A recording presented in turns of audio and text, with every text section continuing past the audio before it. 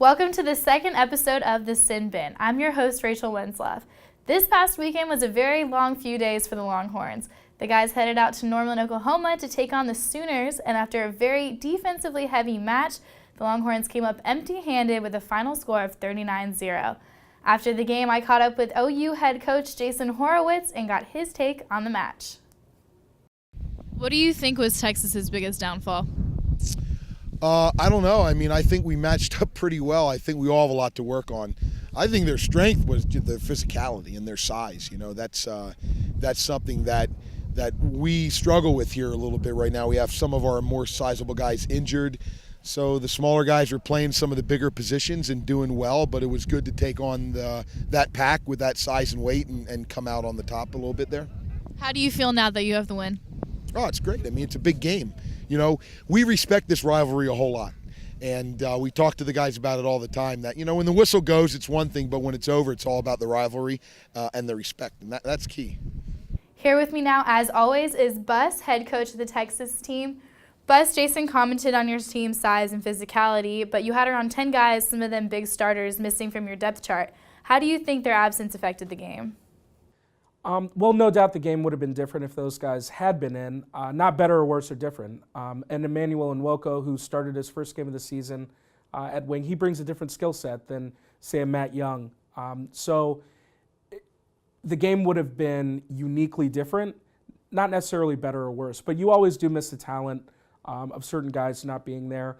But it's up to the next guy to step up and play well. So it's part of rugby, part of what we deal with. We don't make excuses. And if you wear the Longhorn on your chest, then it's time to show up and play.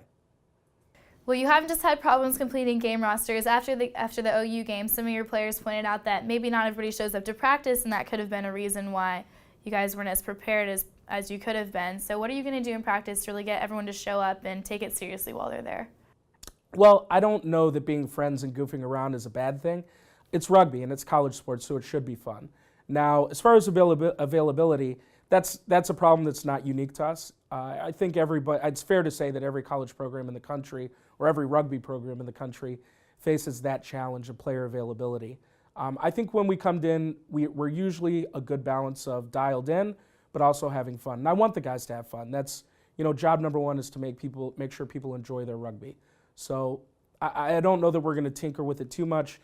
It's a constant balancing act. So if they get a little bit to the left, we want to push them to the right. And if they get a little bit to the right, we want to push them to the left. And always make sure we have that balance of performance, but also fun. In other interviews I've had with you, you've pointed out that one of your juniors, Taylor Hayes, has been performing really well in the games, but you guys don't really keep a stat sheet. You don't have how many rushing yards he's had, how many tries he's had. So how do you know that he's doing well? How can you tell?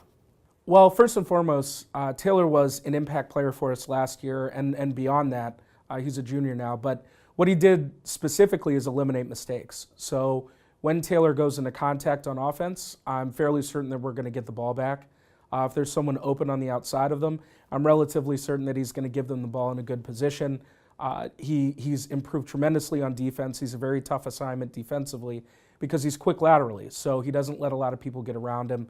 And what we're really improving is his anticipation of the game, really playing what's in front of him.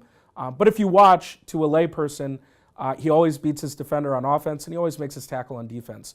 Those are two really simple things where it's easy to tell a player's effectiveness.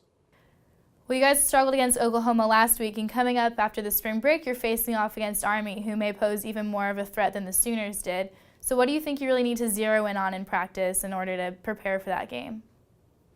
That's a good question. I think that we have to be more precise. We have to remember our jobs. I think the rivalry made the game get away from us a little bit, and we left the techniques that made us successful up to this point in the season, we left some of those behind.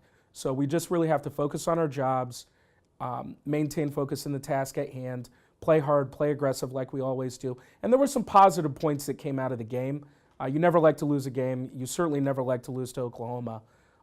So it's been a tough week and it's an eye-opener, but the guys didn't play all that poorly, and I think that we're going to be able to put it together and be competitive in this next series of games. Well, Buzz, thank you so much for talking with me, and I wish you the best of luck at practice this week and next. But that will do it for us here at the Bin. Everyone have a safe spring break, and check back in with us in 2 weeks when we'll be talking Army. Good night.